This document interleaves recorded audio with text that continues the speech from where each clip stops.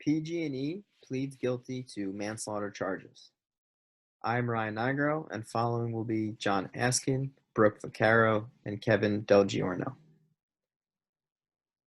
A fire recently broke out in California, and PG&E, the company, has to plead guilty to 84 counts of manslaughter in the Camp Fire case. This fire stretched a large portion of California, and it hurt a lot of people and a lot of businesses, and the company is being at fault for it. The company, which is California's largest utility supplier for power and electricity, it failed to maintain a transmission line that broke from a 100-year-old tower. The tower, which is 100 years old, was failed to be maintained, and because of this, the fire had happened in a part that was known to experience strong winds in a forested and mountainous region. This isn't just the first serious crime that PG&E has pleaded or found guilty of in the recent years.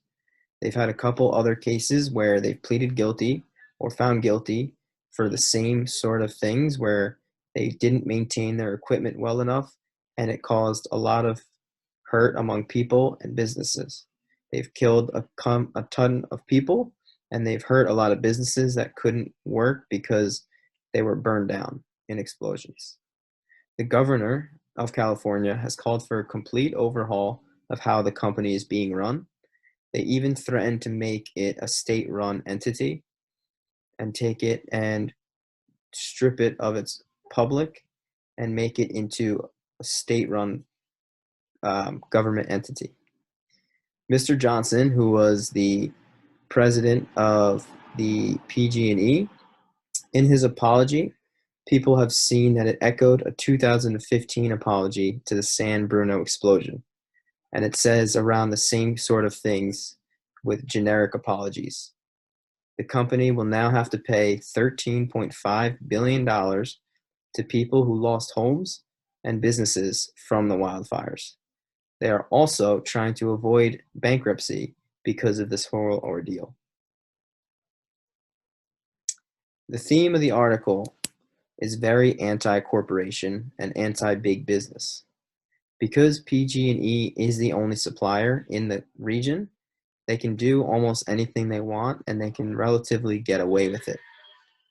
Because they're the only supplier, they're the only person that can give consumers this oil. And because of that, they can do almost anything they want and they can charge whatever price they want, and they can fail to maintain the equipment on multiple occasions, and nothing will happen because of it. And that's why the leadership in the PG&E company is being redone due to the governor's orders. The author writes that the size of PG&E's financial penalties being so small could rekindle concerns that large corporations often escape appropriate punishment for their actions. Many of the survivors are complaining it is a slap on the wrist for the company, getting away with just paying off human lives with money compensation. The author seems to believe more needs to be done about the situation.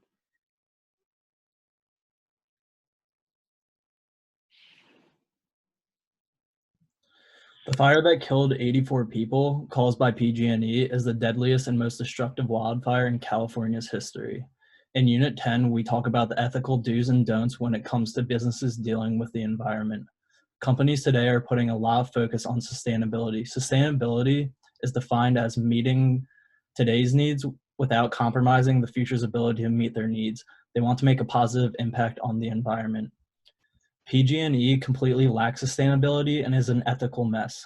Since 2015, 5 out of the 10 most destructive fires in California were caused by PG&E. The New York Times shows a visual representation of the damage PG&E has done to California in the past years in these next slides. The first being a fire near Sacramento in 2015 that covered more than 70,000 acres. The next being Napa in 2017, where 100,000 acres and over 1,400 structures were burned. And finally, the fire we're talking about in this presentation that happened near Paradise that destroyed nearly 14,000 homes and covered 150,000 acres. PG&E puts all the blame on their equipment and not themselves. They have said countlessly that they are keeping up to date and doing maintenance on their equipment. This brings me back to the video we watched in Uni 8, where it talked about how the public sector is ill-equipped to handle simple everyday tasks. Just like the Jersey City water system issue, PG&E is not fixing what needs to be fixed in order to keep the community and environment safe. The act of lying and manipulating customers and the state into thinking that they are doing the right things to keep their communities and forests safe is extremely unethical. They are causing people to lose their homes, killing wildlife, and wiping out forests. How can PG&E not think it's unethical to take better care of their equipment? The California wildfires are no joke. They have been one of the most discussed topics in the past 3 years.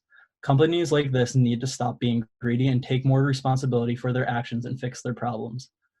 The problem with that is that PG&E does not care about their reputation. They are a state-regulated monopoly, so they pretty much have complete control over the gas and electricity market in California. This is giving their company too much power and allows them to do whatever they want. In the article, it tells us PG&E is trying to make ethical improvements by cutting down the trees near power lines and turning off electrical systems during windy and hot days. However, people and businesses aren't happy about this since PG&E is mishandling the shutoffs, causing power to be out for days.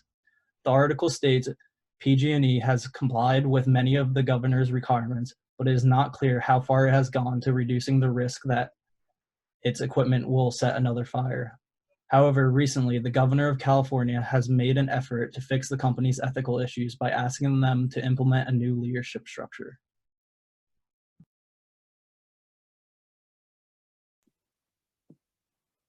The first main ethical theory that this article relates to is rights and duties, which means that every right has a corresponding duty or obligation. Moral rights include important, justifiable claims to something, and they also flow from human dignity and allow people to pursue their own interests.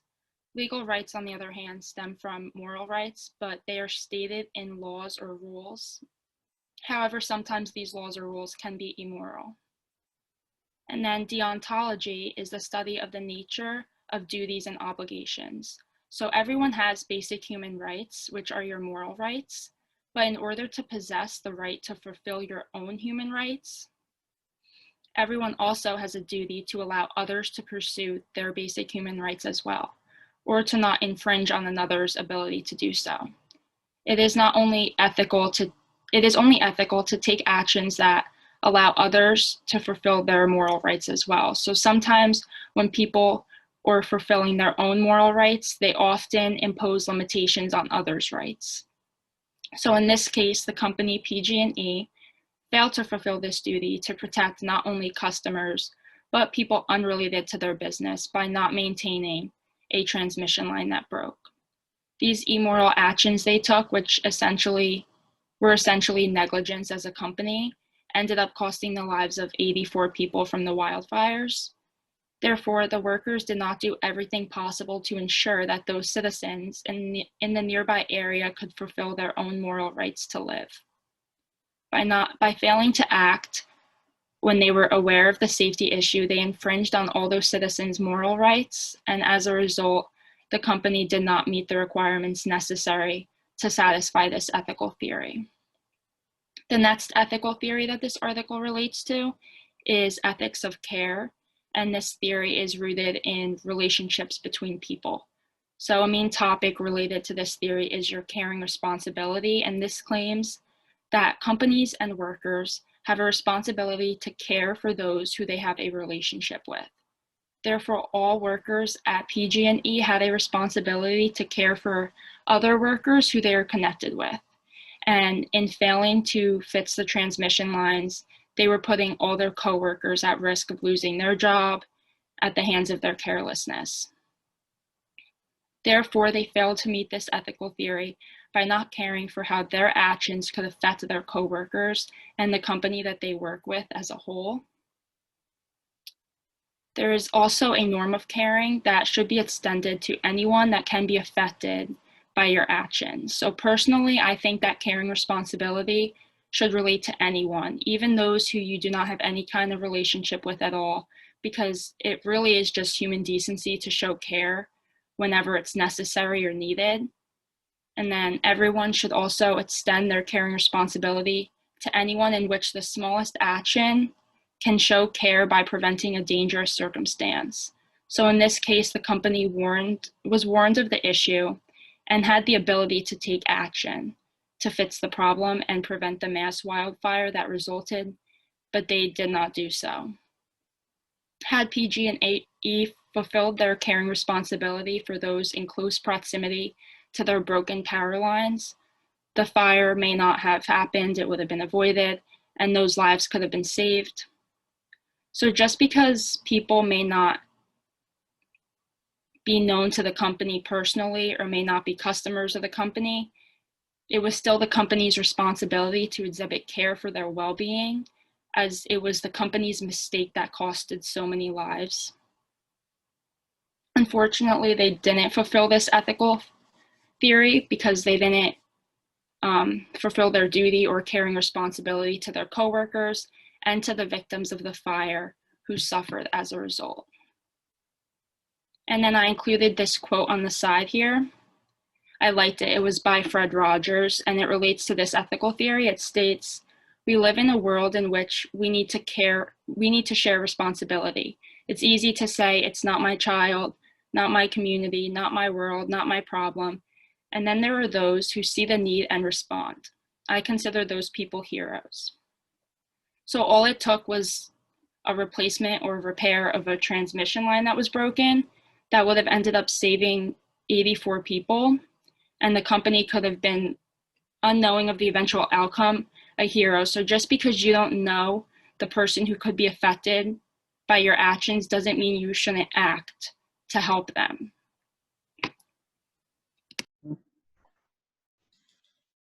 Okay, so our section is the personal reaction. So basically what we viewed as a group and discussed. So our group's reaction aligned with the tone of the article and the author, and probably popular opinion that this was a horrific incident that very easily could have been prevented. And it's very unfortunate that this happened. It was very negligent by PG&E for not maintaining their lines that ran throughout a large part of the state of California, as evidenced in our previous slides. Also, especially because this wasn't the first time that PG&E had a circumstance like this. Back in 2015, they had a similar circumstance, as Kevin mentioned, where they basically brush it off, similar to this. And that they pleaded guilty, because most corporations will say, oh, well, this, and this, and come up with an excuse. At least they did plead guilty, but it does show that they're admitting to the fact that they took, negligent efforts to maintain something that could have been very well prevented in a transmission line. That's what they specialize in. And as a group, we viewed the outcome of the situation. It was pretty light, and they were let off pretty easily. Pretty much a slap on the wrist, especially when it's a large corporation with billions of dollars in the state of California, with millions of residents that are customers to them. They kill 84 people, and convicted of manslaughter, and they basically just have to pay monetary fines as a consequence. Essentially makes a statement to the victims and to the public that their lives are paid off, and because the company is so large, they're indestructible. Since PG&E is a utility service, again, they have no competition. They're pretty much a monopoly in the state of California. Without them, millions of people would be without their gas and electric, and it's a necessity in today's world. So this becomes a pretty sticky situation. On one hand, you have a company who ruined towns throughout the state and took innocent people's lives because of the fire due to their negligent efforts. On the other hand, you have the customers who, although this did happen, those people either are going to leave or are going to still need power with this company. And in order to maintain those customers, they need to take efforts to do so and not have those people leave or the government come in and replace them. So we believe that this problem could have easily been avoided if they just acted sooner and went out to deal with the lines and fix the issue. It was a pretty simple fix in hindsight. And instead, they decided to let it go and brush it under the rug, and it came back to bite them. So we concluded there needs to be a change in leadership at this company to mend the relationship between the communities, victims, and the employees who this burdened. If leadership that allowed this incident to slip through the cracks is still in power, what kind of message does it send to the public? Not a very good one. It'll portray that they're too much in control. A lot of companies in this country are similar. You could argue the tech monopolies, if something happened to them, if they were to do something that, it's kind of a slap on the wrist and, oh, well, either an excuse or they're guilty and they just pay it off, and we go on with our lives. So, it seems like, oh, well, we're going to save a penny here by not fixing the transmission lines because, yeah, we'll pay a couple million, maybe $1 billion in fines, but over the next coming years, we'll probably still maintain those customers because where else are they going to go for their electric and heat? And so basically we discussed and decided how, if we were the ones in charge, how would we manage this situation? First off, we believe that, number one, there needs to be a leadership change. We don't think that there's any way you could, warrant the fact that you're still going to have these people in charge that let this situation occur. No matter if it was an employee, but it's 100-year-old line that, could have been fixed. So it's not just the employees, not just the managers. The top knew about this and they decided not to take charge and fix the issue. So again, replacing the leadership, we need to search for new leaders. It would require very extensive search, very detailed. We look for leaders in the field that, have good moral backgrounds, have acted ethically. No situations have arose when they were in leadership, and they've had a higher management position. Those are the three things you would need to look for, and it could take a while, but it's something that is probably the first step that needs to be done to change the view of PG&E as a whole. Then as soon as the new leadership was introduced, we move on to fixing that faulty transmission. And if not, this might even be the first thing. Because it was deemed unsafe. And we also have to go and look at every single transmission line and see if there's issues or something that needs to be replaced there, just to ensure that we can show the public that we did do everything in our power to, this issue did occur, but we're not going to let it happen again. And this is probably the most important step that needs to occur, and it needs to occur in a timely manner to show the company cares not only about the victims, but also about its customers and the quality of service and the safety of people who may not even be customers. And then once, the tensions have eased between the public and show that they're committed to rebuilding and ensuring that this incident or anything like it will never happen again, we need to move on to creating extensive safety regulations. So in the article, it stated that the transmission lines were purposely not maintained even when brought to the attention of the company. Well, that's an issue there. Maybe it's a management not, brushing it off, or maybe it's just something they're like, oh, well, no, it's 100 years old. We built them. Like, we trust them. We know they're going to be good for another 100, or there was a warranty on it or something of that nature. And regardless, if there's an issue like this and, something's around for 100 years, you probably should replace it. You look at cars, they need to replace every 10 years, even homes don't make it 100 years before falling apart. So what makes them think that, a piece of metal made in the 1900s, early 1900s is working, in 2020 with all this technology and the stuff we have to make everything safer. So we would need to develop a system where managers are trained to deal with these issues safely, quickly, and effectively. We also want to develop a reporting system where if there is an issue to occur repeatedly like this, the company would launch an investigation and see where it's coming from. Maybe it's a manager in a certain branch in the state where they're not taking things correctly. That way we can identify where these issues are occurring before it turns into something terrible like this. Finally, we want to be as transparent as possible with the customers throughout this entire process.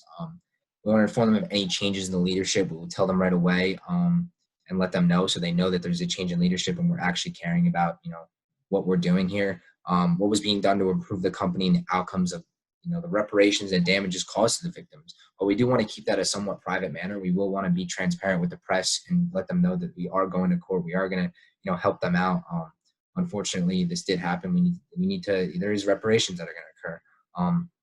We need to ensure that the victims understood the company was sincerely sorry for the incident and guarantee that all reparations be fair at the jurisdiction of the courts. And I think the only way we do that is, change the leadership, show we're going to create new measures that are going to actually prove, instead of just saying, oh, well, we're going to do this, this, and this. We need to prove that we actually did this before we even say anything.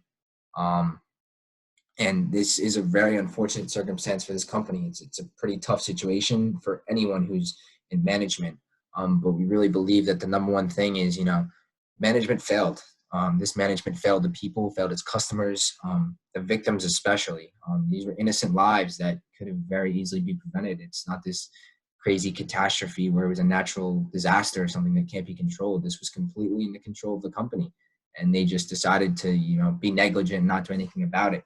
So we believe, and we went over as a group, that these steps would be the best way to come up with a plan, and if enforced, will probably minimize the damages to the company, and also keep it in business and not have the government step in and say, well, you did this, what's preventing you from doing it again? Well, we laid out these plans, and this is showing what's preventing us from doing it again.